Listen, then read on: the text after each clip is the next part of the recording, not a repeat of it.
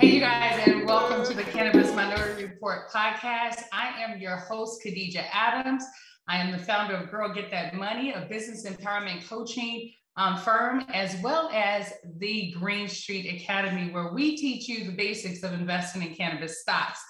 The Cannabis Minority Report is powered by the National Cannabis Industry Association, also known as the NCIA, one of the largest trade associations in the industry. So the goal of our show, you guys, is to highlight minority entrepreneurs in the space and really share weekly updates, news updates about what they're doing in the space and in the industry to not only improve their businesses, but also bring value to the industry. So we interview minority entrepreneurs and minority-owned companies that support social equity and social equity applicants themselves, as well as a host of other cannabis industry leaders and pioneers. Joining me today is my special guest, Dr. Ayoka Nurse, and she's going to be sharing her cannabis story, what she does in the industry, and how she got involved when we return after our commercial break. Until then, you guys, if you're watching us on Facebook, click the link and press share, okay? And share with your friends so they can actually jump on as well. Mention us in your timeline so you guys can actually watch together. If you have any questions, you can actually submit those questions in those comments. We'll be back right after these messages. Good evening from West Orange, New Jersey. My name is Corey Dishman. I'm the co-founder and CEO of the Library of New Jersey. My name is Charles Penn. I'm the president and co-founder of the Library of New Jersey. Library of New Jersey is a diversely owned company seeking entry into New Jersey's cannabis market. Our four pillars are community, education, equality, and equity. We're also social equity advocates. Hey, you guys, we are back. And guess what? We have some news in the cannabis industry. San Francisco ends the cannabis tax so that dispensaries can now compete with drug dealers. Drug dealers? What are you talking about? You talking about legacy members? I'm confused. Anyways, the city of San Francisco has suspended implementation of a cannabis tax on dispensaries so legal marijuana retailers can compete with the black market. Okay, so according to Supervisor Raphael Mandelman, he said cannabis businesses create good jobs in San Francisco, and they also provide safe, regulated products to their customers. And sadly, the illegal market is flourishing by undercutting the prices of legal businesses, which is bad for our economy, as illegal businesses pay no taxes while subjecting workers to dangerous conditions and consumers to dangerous products. So now is really not the time, according to him, to impose a new tax on small businesses that are just getting established and trying to compete with illicit operators. Well, guess what? We totally agree with you. I totally agree with you. Okay, so this is my opinion, not that of the NCIA, but my opinion that I agree with you, because at the end of the day, why are you charging so much in taxes anyhow? You see, the government already knows how much cannabis stands to bring in, and so they want their piece. So to really get rid of those taxes, I'm grateful, and I think San Francisco, you are on the right track. But guess what? I believe that this should be done and should have been done a long time ago, or should never have been done. How about that? And then next up, Portland cannabis businesses will have access to $1.3 million relief fund. You guys, check this out. You know that mom and pops and cannabis shops cannot participate in the SBA small business loans, right, for the COVID relief. Okay. And so therefore, the city aims to bolster cannabis retailers who were impacted by the pandemic, but are ineligible for federal relief funding. So the Portland City Council adopted a plan on last Wednesday, you guys, to distribute $1.33 million in relief funding to local cannabis businesses impacted by the COVID-19 pandemic, increased property crime and wildfire damage in the past 2 years. Okay, that relief is actually for those dispensaries that fall under that category. Now it says the funding comes from a 3% local tax on retail cannabis that Portland voters approved via a ballot measured in 2016. Well, guess what? Hats off to you, to the city of Portland. 1.33 million may not be a lot to somebody, but this is a really good start, you guys, because cannabis shops cannot participate in federal relief funding. You see, everybody thinks that all cannabis dispensaries did well during the pandemic, and that is not true. You have to remember that in California, there were a lot of riots still going on. There was a lot of things still going on, right, where cannabis businesses were really badly affected.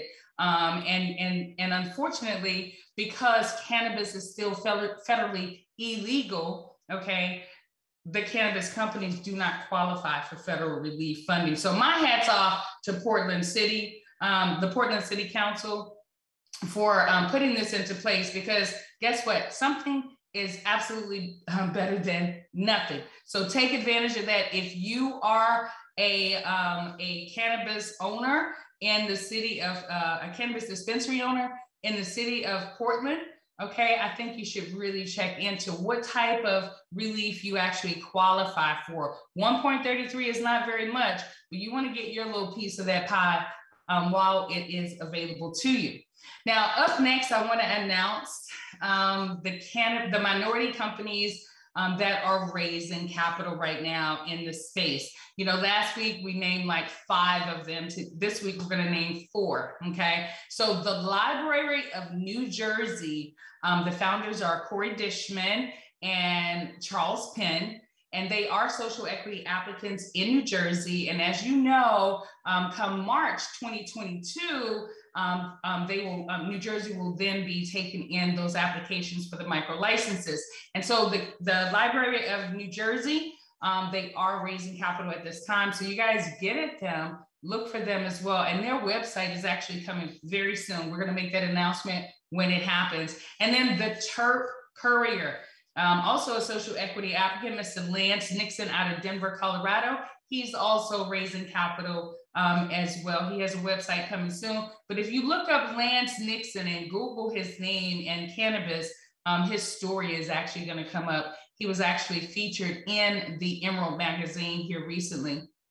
And then also we have Dryas with Christopher Favry. If I'm pronouncing your name wrong, call me, hit me up on my email or something and let me know. But it's F-E-V as in Victor R-Y. So I'm not sure if I'm pronouncing that right, but his website is yourgreenpackage.com, and they are currently raising capital. They are already operational. They are a cannabis delivery service. They're already operational. They already have revenues generating. So if you are an investor out here, look for a company called DRIS, Dryas, okay?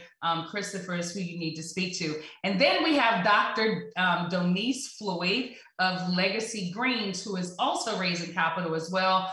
Please reach out to her at LegacyGreensLLC.com, and that's Legacy and then Greens, Greens, LLC.com. And then now for my favorite, I like to go over favorite products or favorite services. And so the company that I want to send my hats off to is RMCC. Debbie Speranza, that's my girl out there. You know, she's one of the partners in that company.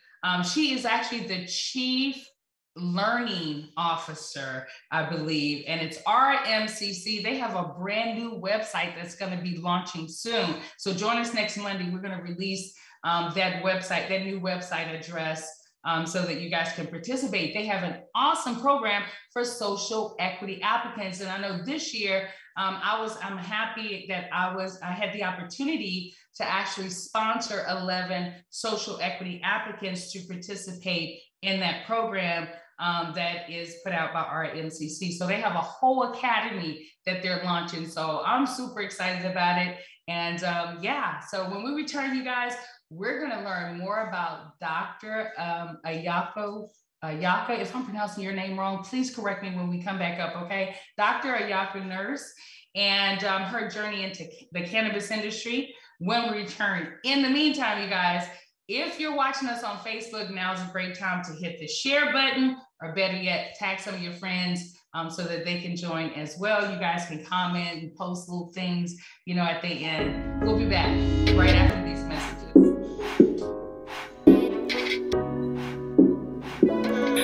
It is the budding dispensary of knowledge. We want to be more than just the PubMed of cannabis, the Google Scholar of cannabis.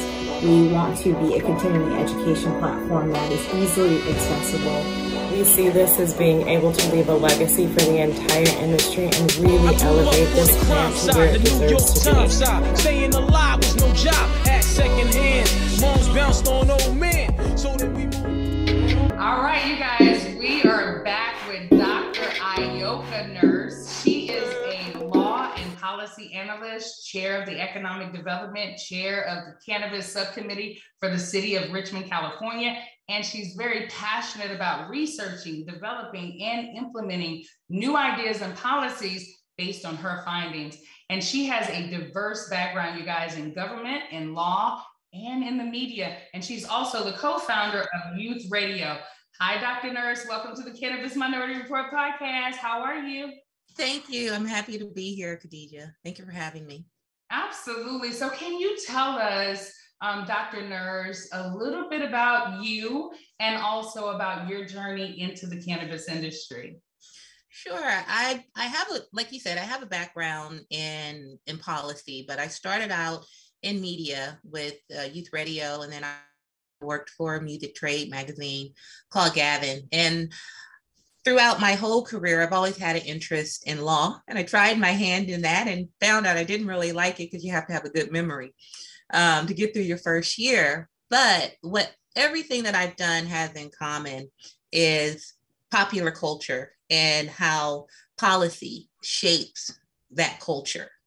And so I decided to focus on policy and public administration. So that's really where my career started. And I moved into government. I didn't enter into cannabis until much later after that. And it wasn't even a desire or an interest. I saw that there was a need because of the stringent policies and regulations.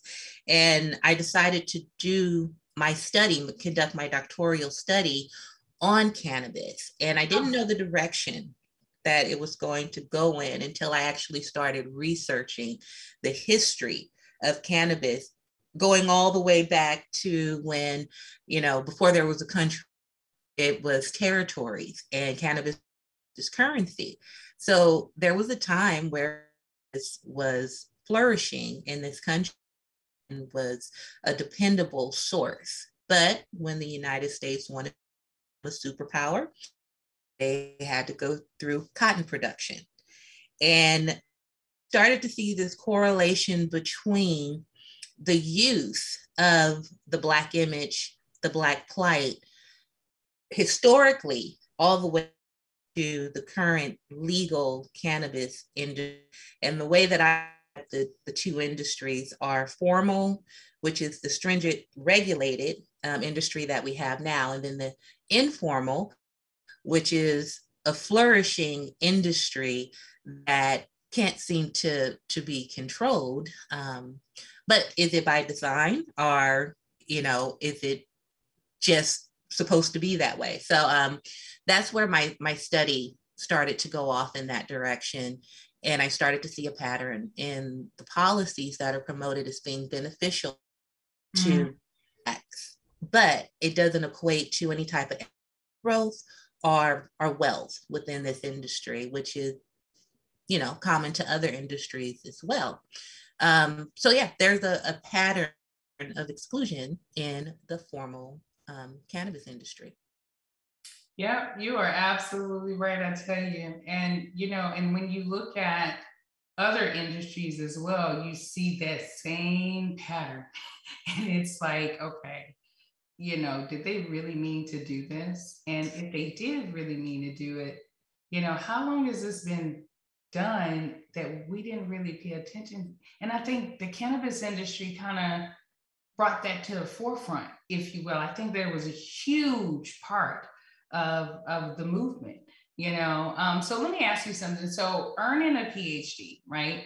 And working in traditional corporate environments, if you will, did you have any concerns about entering the industry of cannabis? Oh, of course. And I still have those concerns because I still work in a policy related entity that is government. However, this needs to be, and it needs to be said, and I think the public needs to be aware of the buzzwords that are used. So when you hear things like justice, restorative justice, as it relates to cannabis, those are all ways to generate buy-in in order to generate money, political dollars, off lobbyists with the end goal of federalization. Has nothing to do with restorative justice or social justice. And what I'm basing that on is 10 years, the past decade, even before recreational use, when you had medicinal use in several states, the ownership amongst Black cannabis entrepreneurs was probably at about 3%. Fast forward 10 years, it's about at 4%. And even in cities where cannabis is legal in some form, Blacks are still arrested at 4 times the rate of any other race. For example, in the city of Richmond, we just came out with, numbers that would just floor you. So Blacks in my city make up 20% of the population, but they account for 6% of this arrest. Wow. And so cannabis, arrests, that probable cause will lead to being charged with something else. It becomes a ripple effect. That's why I even include equity programs as those buzzwords to kind of look out for. What's usually the first, those are people who are adversely impacted by the war on drugs and who have a criminal conviction. I mean, some cities are very specific about even the beat, you were it on and so on and so forth. But these programs haven't really increased. And during your introduction, you had mentioned how cannabis industries, that they're not able to file for certain relief because of COVID. Not only that, a national story just came out this weekend that talked about all of the cannabis businesses that have been looted, just like they're doing the smash and grabs at the major retail stores. They're doing the same thing at the cannabis dispensaries as well. And if you're an equity applicant and you've taken out all investment dollars, even if you own 51% of the company, it doesn't mean that you get 51% profit share. Usually it's much. So they can't, and so most of these businesses that have been hit in the area won't be able to reopen. And there's no safety net for them. Yeah. So going back to the original pattern of racial capitalism, which is racializing a market for profit, and then promoting a policy as being beneficial to a marginalized group, but there is no intention to increase profit or wealth. And I said, how far does this go back? Well, the wealth gap hasn't changed for Black people since Reconstruction. That's so true. It hasn't changed. Yeah. It's only gotten worse, and it's still getting, because like I said, it doesn't only apply to cannabis. So you have racialization of a market, have the commodity. And in my research, several people that I interviewed, they talked about go to the different conventions and they see caricatures of Blacks or men and women from the Rasta community. And it's and I call pictures because it's usually like urban graffiti. And this is used to us, but these products aren't owned fully by us. And so then it's the lax attitude and then the certain things that people feel comfortable saying because it is in the environment of cannabis. And, you know, a lot of them feel uncomfortable, like they can't correct, you know, whoever that, you know, they're interacting with. And it's really no different from working in corporate America and you have natural hair or, you know, things of that nature where people just don't understand. But in cannabis, there's a lack of attitude where you can say certain things, you can act certain ways, or you can present certain questions, because the other barrier that's not really discussed is perception. And that's the perception of when I walk into a room as a Black, what is the first thing that comes to your mind, especially when I'm in cannabis?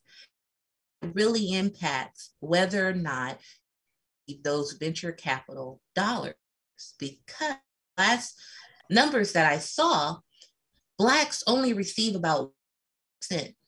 That's 1%. it. Yeah, a venture capital, because we can't that stigma, and we have a personal stigma, but then there's an outward stigma too, that when we go into cannabis, we're drug dealers.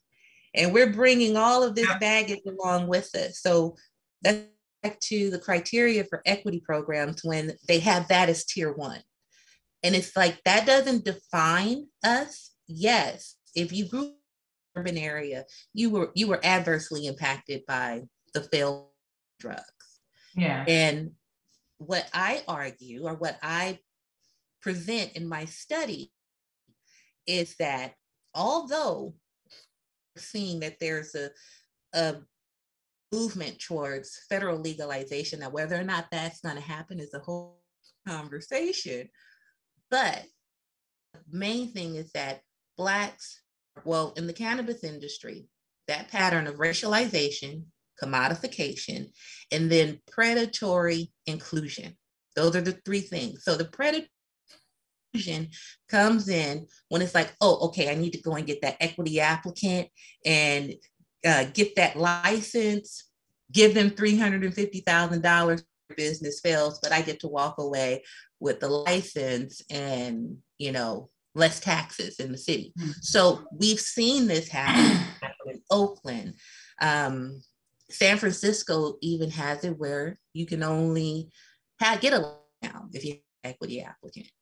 Yeah. Still, and in my city of Richmond, we're moving towards doing the same type of equity ordinance with the same verbiage and arguing this is going to have the same result. Mm-hmm. So that's essentially what my study, it really didn't uncover anything that most people in the industry know. Right. But what it showed was, okay, this is a pattern in policies. We can go and we can look at financial institutions. They do the same thing. Yeah. Can look at the housing industry with Redline. They do the same thing. Yeah. And these programs were started after the Great Depression. Mm-hmm. Mm-hmm. And there was an effort, and again, it is by design. Yeah. There was an effort to streamline, or I shouldn't say streamline, it was to devalue certain communities. Oh, yeah. And the way you devalue the communities, it's a process that you go through. But if anybody has ever gone through the first time buyers program, or if you ever went to Wells Fargo to apply for a home loan, mm-hmm. and you were denied, but you look over and you're wondering, why is this couple over here mm-hmm. getting approved? Mm-hmm. So, and I'll tell you why it's done that way. The reason why, so it has nothing to do, although it's called racial capitalism, it's not a promotion for socialism, because to me, and I talk about that in my study, that mm-hmm. is also a racist movement as well. Marx was a racist and he did not hide it. But the idea behind racial capitalism is to acknowledge the contributions that Black Americans have made to this great economy. That's right. Capitalism by itself, you know, a fair market, capitalism on its own is great. But when you apply the tenets of white supremacy to it, that's when it becomes an issue. And we see the same thing in the cannabis industry. And the reason why it's done is to keep the wealth for a few. Just for a few. If the goal was social justice, restorative justice, and equity, we wouldn't have such a stringent regulatory or regulated system at all. You know what? Let me stop you there, because you were absolutely right. And here's what I'll say, especially in Canada. Here's what I hear a lot, because I work and speak with a lot of investors as an investor in the industry, right? And I ask them, you know, what about investing in social? Oh no, I don't want to invest in social equity applicants. They still have a lot to learn. They don't know much about the industry on the legal side. And it's because that is the way that social equity applicants are being advertised or put out there by all these different quote unquote organizations who are there to help social equity applicants. Well, we need to educate them on this. How do you know they aren't educated on it already? Like, I'm working with social equity applicants in New Jersey. One's working on a freaking PhD. Okay, the other one is working on his bachelor's. They're partners. And so they put us out there as though we're uneducated, right? And that we don't know business. And it's crazy. And then some of the laws for social equity, right, for the different states who have implemented, which are few and far between, they have these guidelines, like if you live 400% below the poverty level, then you qualify as a social equity applicant. See, what about the people who grew up victims of the war on drugs? And so what if they're earning 6 or 7 figures? They should still qualify as social equity applicants, and they don't. Yeah. And it's frustrating. It's like you're saying we're going to go to you know, people who are 400% below the poverty line.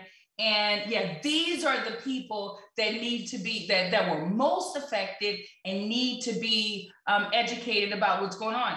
Granted, we all need to be educated about what's going on, but that should not be just the requirement or one of the requirements, because there are a lot of us African Americans and also brown people who are highly educated, well-educated, who understand business, know business, but yet and still you have all these companies out there that claim, and maybe they do help social equity applicants, and yet they're putting us out there and branding us as being uneducated or unqualified, or we don't know. How do you know that we don't know? Right? You are 100% correct. I can tell you for a fact, I have sat in on meetings. I touched on that a little bit about perception. I have sat in on meetings without people knowing my background, just making assumptions. And I like to be quiet sometimes and just let them talk. They say the same things. Well, how are you going to teach them basic skills? That's one. And then what about theft? I was like, are you serious? And so we steal, I hear it all the time. But here's the thing about, because policy analyst, one of the things that we do, we look for patterns. You know, it really is a science. There's a formula to a lot of these things. That's why I'm just really intrigued about everything cannabis. But you have to look at the group of consulting firms that the local municipalities and then even the states that they hire to write these equity ordinances. Usually, you know how they always say, follow the money? Oh, yeah. So usually you have to go and you have to look at what is their intent? Not the municipality or the people who voted for the ordinance, but the consulting firm. Mm-hmm. Usually they are writing an ordinance to create a pathway for larger corporations to come in and push out all of these smaller dispensaries and manufacturing companies, cultivate all of that stuff. They know that programs don't work. They know that they're not going to work. That's right. And the more that we sound that alarm and not get comfortable with hearing these buzzwords, these feel-good words, the intention of these consulting firms are to support larger corporations. Mm-hmm. We are starting to see the cannabis industry, this peace-loving, freedom, restorative justice, industry, turn into a real industry for profit. And that's what we have to recognize. This is an industry. That's right. Profit. Mm-hmm. And if they want to be able to keep that profit as small as they can, so just like you see in media, mm-hmm. that is now on, 3 or 4 different corporations own and control all of the media. You see the same cannabis. And what's really unfortunate is that if we look at cannabis on a global level, the same thing is happening in Black countries that's happening here. They have a similar background with, locking up people for using cannabis for religious and ceremonial purposes, all of that stuff. And now that But you do know that stems from the United States. Like, this didn't happen until the war on drugs started, right? It didn't happen. Like, a part of a lot of their agreements and, with other countries was that they actually agreed to and incorporated this law that cannabis was illegal, et cetera, et cetera. And before, in all of these countries, it has always been legal.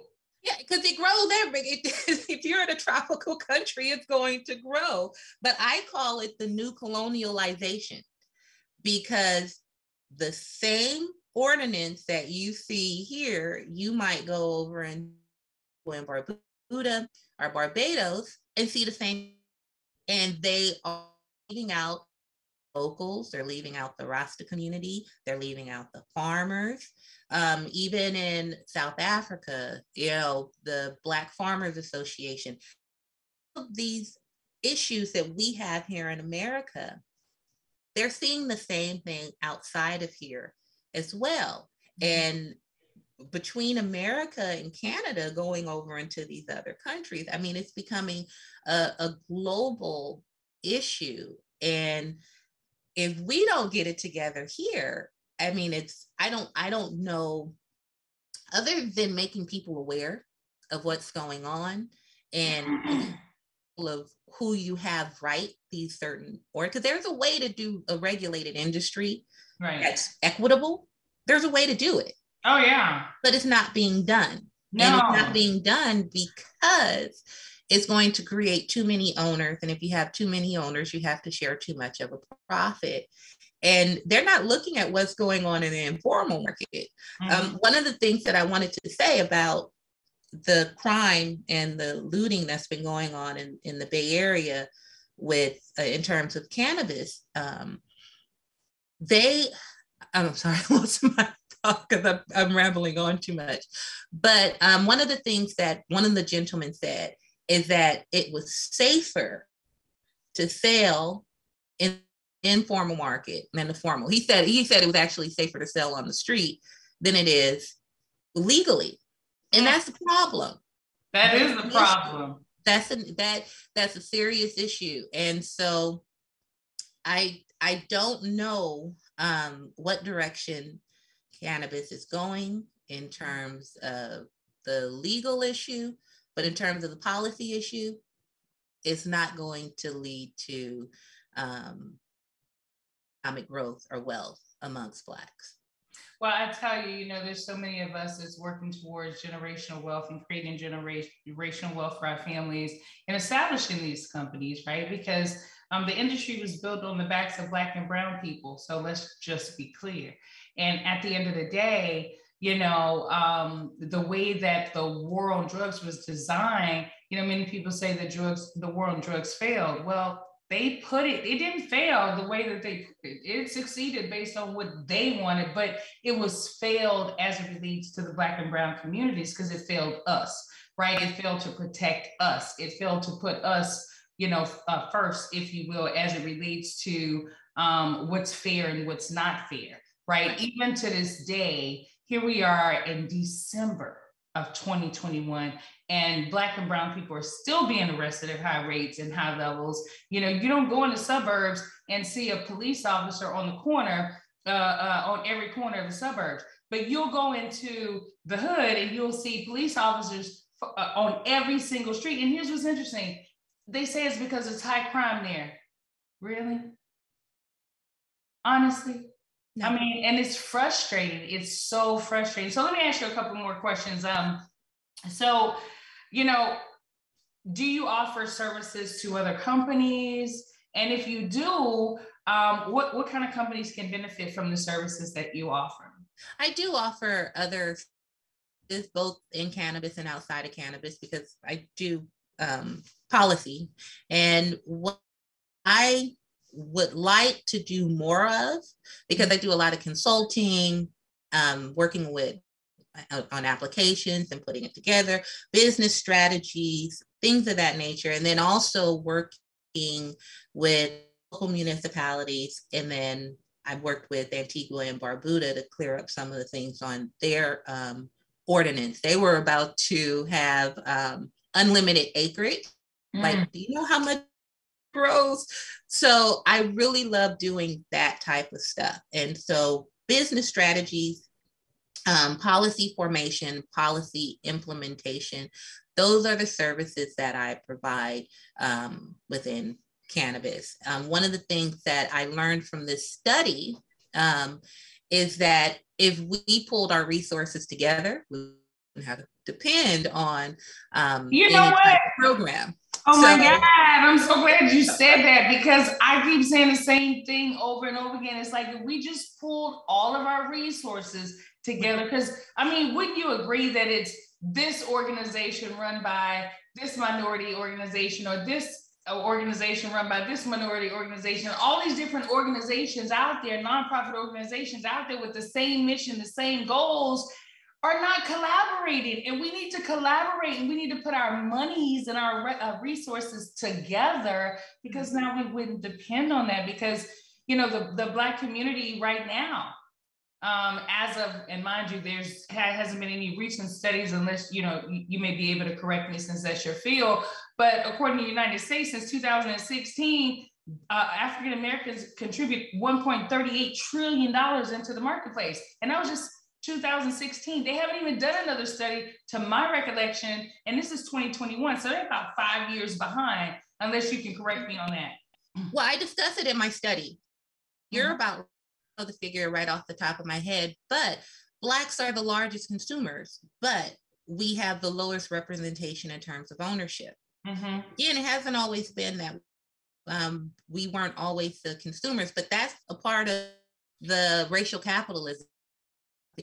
You and I are actually walking commodities. Everything in terms of popular culture is bounced off of us, and it spreads out to everywhere else. And yes, it does. We have that personal stigma. So we have a lot of work that we need to do internally too, because it's that personal stigma that, one, we can dress our way out of racism. Two, that we cannot work together. We always hear that you don't work with, family, don't. And I'm like, well, what about the Chinese restaurant model? It has nothing to do with food. Right. And I'm being very respectful of this model. I'm, not joking about or anything. They have an amazing model. When you go into a Chinese restaurant, their menus are vast, and it's not just Chinese, the Asian culture across the board. But their business model is not having so many choices, it's working with family. That's right. And it's keeping the money together. So we don't want to, we also have to deal with the stigmas and the perceptions that we have for working with each other. And that was the huge takeaway from the study that I conducted, because the individuals that I interviewed all had the same barriers, but they all, represented different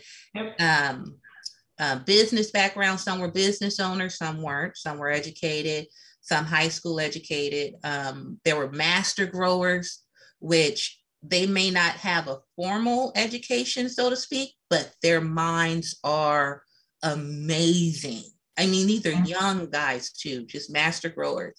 Yeah. And if they all pulled those resources together, they wouldn't have to ask for anything. And it also looked very profitable to an investor as well. Yeah. Let me just say this. I tell people all the time in our communities that, yes, we can work together. We have been brainwashed to believe that we can't work together. You see, we don't have patience when we're dealing with other Black businesses and business owners. You see, when they mess up, we hold them at a much higher accountability than we do our counterparts, you see, because Tom can say, the white Tom or Karen, can say, oh, I'm so sorry, I made a mistake on this, that, and the other, I'll fix it for you. Oh, it's okay. But then we'll say when a Black company that we're working with make, I just knew I shouldn't have worked with y'all before, da, da, da, da, da. And we really need to get away from that doggone stereotypical mentality, because it is a fact that Black folks can work together. It's a fact. It's been going on centuries. Right. And here's a perfect example, and not to go off on a tangent, but I just want to share this because this is a real story. So I, on my father's side, from Centerville, Texas, which is a small town. And he was always under the impression that after the Civil War, that his ancestors were given this land. But after I did some research, I found out that in 1856, after the Civil War, my grandfather 6 times over, Isaac Young, fought in the Civil War and was able to homestead 300 acres based off of the laws that were set by the Freedmen's Bureau. So as soon as he was finished fighting for this country, and then he had to prove again that he owned the land in 1903 and was able to get a patent for it. And so for 7 generations, they farmed this land. Things didn't start to fall apart until the late 70s. So we can actually trace back to, the prison industrial complex, into more specifically what I know a little bit more about are laws, and then the policies that guide the laws that were actually designed to siphon wealth from communities that were developed. All throughout this country, even in California, there are towns that were flooded in order to take over that land. They were Black-owned towns, flourishing towns, just like the one that I just named, Centerville. There were more schoolhouses and less students compared to the whites that were there in this town. Mm-hmm. So something happened, but all you have to do, again, is follow the history of policies. That's and right. Devaluing communities. Because, the thing about it is, if it wasn't us, it would be another group of people. Oh, yeah, it would be. So It's not that we're special, so to speak, but we're a group of people that no one listens to. Mm-hmm. So we see the same pattern in our foster care system. You have Black children that are removed from the home at 12 times the rate as any other racial or ethnic group of people. How is that possible? And it's for general neglect, which is subjective. We're not talking about physical abuse, sexual abuse, mental abuse. General neglect, which is subjective. That's based off of someone saying, we don't like what we see, so we're going to take your kids away. Mm-hmm. So how are you able to do that, but you're not able to repeat that amongst other ethnic groups? Yeah. Do that to those who, well, if you complain, oh, you're bringing up the race card. Numbers don't lie. Yeah, numbers don't lie. They don't. The story behind the numbers, the narrative can swayed. But when you start people's face, like, wait a minute, why are all of these children being removed? Or why is it that you're using the Black plight push federal legalization and then banking too? Those are the two major things in cannabis, banking and federal legalization. But you're not doing anything to grow ownership or economic wealth within the Black communities. That is so true. Let me tell you something. We have to have you back on the show because this is like, you have fired me up. Like, I am on fire right now. Seriously, because we're talking about some stuff I've been wanting to talk about for a long time, but we don't have that much time left. So let me just jump right into this. As an African-American woman in the cannabis space, in this newly legalized industry, what obstacles have you faced and overcome? Again, it's a perception. I'm accustomed to it because I also facilitate classes as well. So I'll walk in and, they don't think I'm there to teach. It's things like that. But those are soft things. Those are teachable moments. And I always use those as teachable moments. But what I have faced— You're very kind. Well, sometimes, but there's just things that you can't let go. And I think the major obstacles that I have gone through have been on the political side. Yeah. And that's been the most disheartening, because as a subject matter expert in my field, I'm always questioned. I always say I have to wear my resume on my forehead, and I shouldn't have to do that. That's right. So I go into political situations, and it's so easy to spearhead like a smear campaign against someone that looks like us. And it's very damaging. And I think that has been the greatest obstacle, is trying to navigate this whole political realm. I have my undergrad is in political science. So I'm thinking, I'm going into politics. I know how everything works.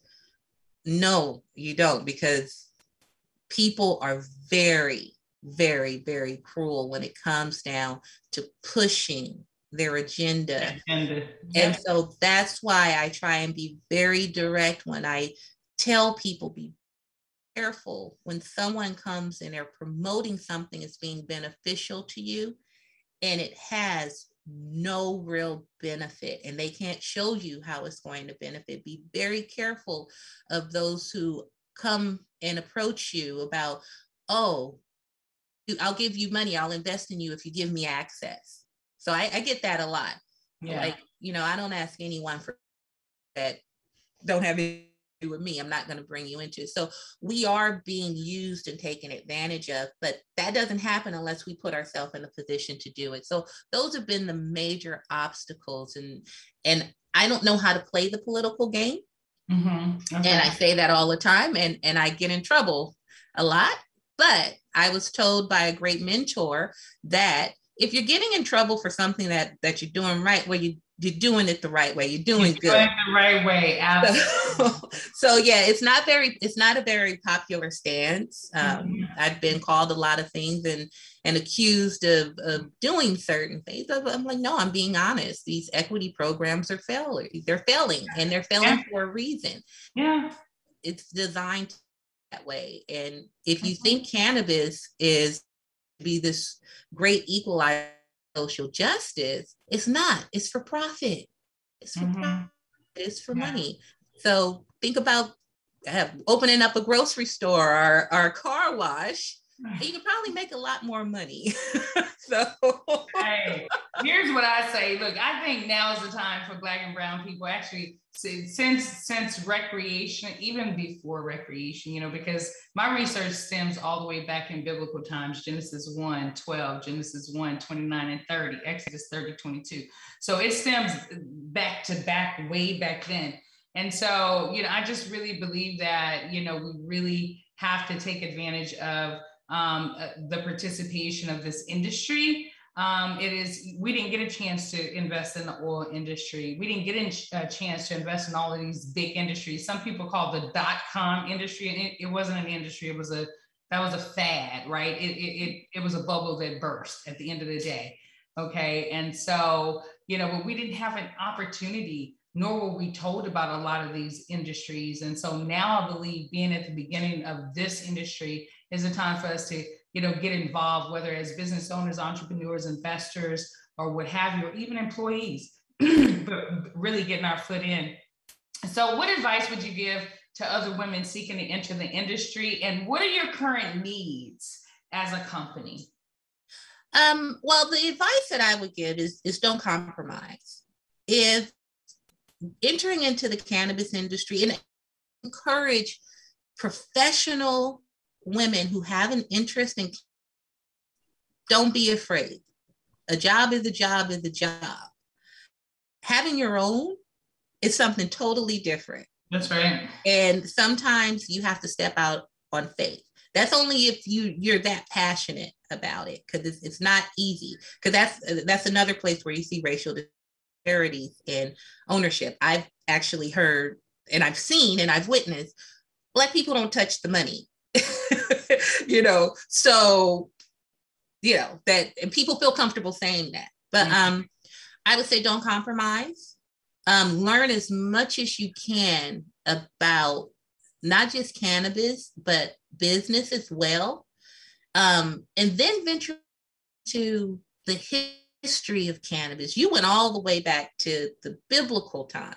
Yeah. But we have to get rid of that stigma that we have as well, and judgment that we have, and not just towards cannabis, it's just, towards drug use or whatever, and how we perceive people, and then not equating cannabis as being a drug.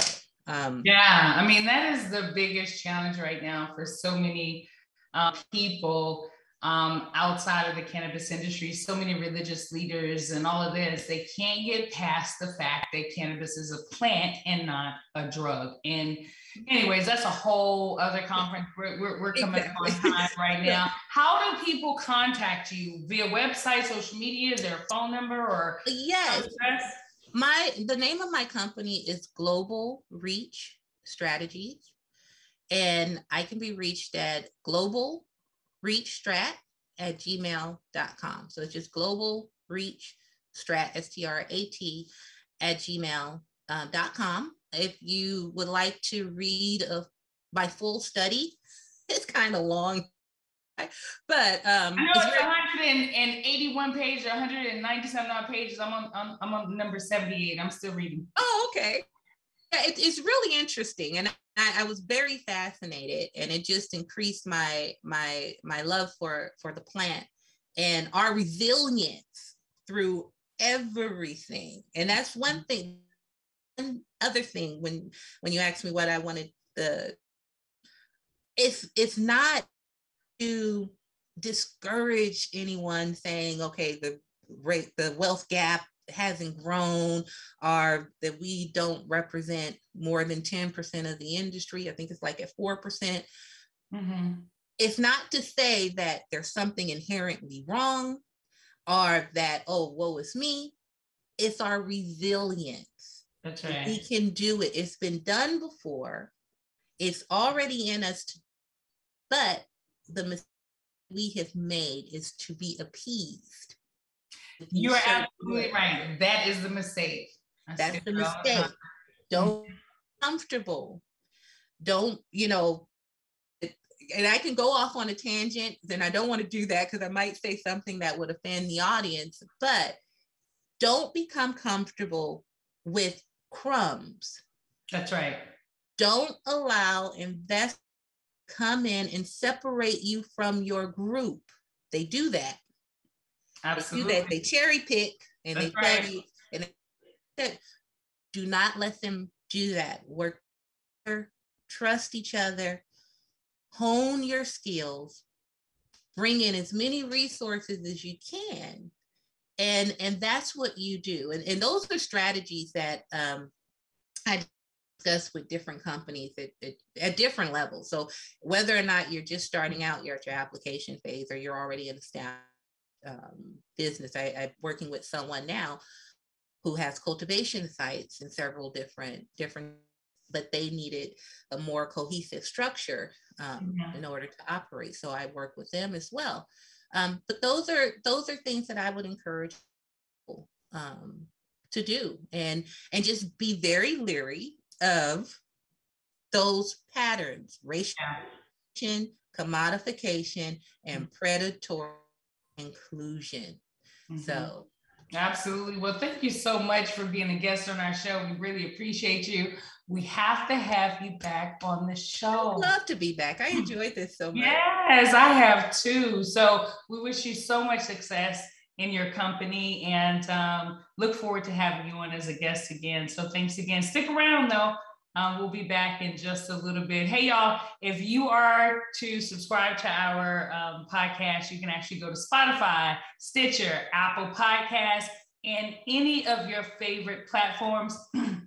If you like your products highlighted on the Cannabis Minority Report while we are broadcasting, if you have a 30-second video or a 1-minute video, then make sure you get at me. Inbox me at info@khadijahadams.com. info@khadijahadams.com. Hey, we'll be back right after these messages. So we're very proud to be NCIA members. We've been members for the last 3 years, and I gotta say, every event, every conference, every get together that's sponsored by NCIA is a good opportunity, not just to meet others in the industry, obviously, but really to talk about the industry as a whole, where it's going, where it's been, our challenges to date. We feel really grateful to NCIA for including us in the educational tracks the last 3 years. We've been at every seed to sale and most of the shows on the West Coast. Every time we're here, I always have a sense that it's not just another one of these industry conferences, that it's actually that it is the industry's lobbying arm, and that it's an organization that is protecting all of us and fighting for the legal future that we all need. At the end of the day, the most important and impactful thing for us is the community. It's really about the people that NCIA brings together, and the events like this one that NCIA organizes for us to gather. If you're in this industry, NCIA is trying to influence it positively for you. If you're not speaking up, if you're not participating in committees, you're missing out on a huge window. Everyone wants change. Well, this is one of the ways you do it. You don't have to be a member of the NCIA. You could just do nothing and let them do everything for you and fix all the problems that need to be fixed for the industry to work properly, and you could just sit on the sidelines. That would be fine, but it'd be better if you were a member.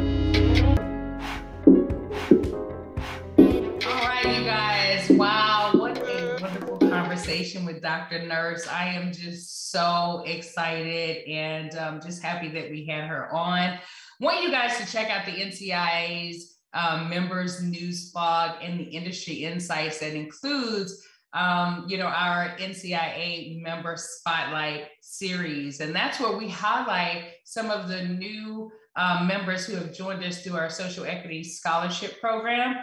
Don't forget to download the NCIA's mobile app as well. And then join the NCIA at the Cannabis Business Summit, taking place December 15th through the 17th in San Francisco. You can actually purchase tickets at cannabisbusinesssummit.com, cannabisbusinesssummit.com. And then a special shout out to our DEI program sponsors, Tahoe Wellness Center, and also the law offices of Omar Figueroa and Copper State Farms. The mission of the DEIC committee is to educate, to advocate, to engage and empower the community of cannabis and its members by cultivating partnerships with other nonprofit organizations with similar goals, providing resources that create and sustain an environment that is inclusive, equitable, and diverse. We are committed to building a culture that respects our members and also celebrates their contribution as we all work together to strengthen all communities in the cannabis space. Until next Monday, you guys, Peace, love, and hippie stuff.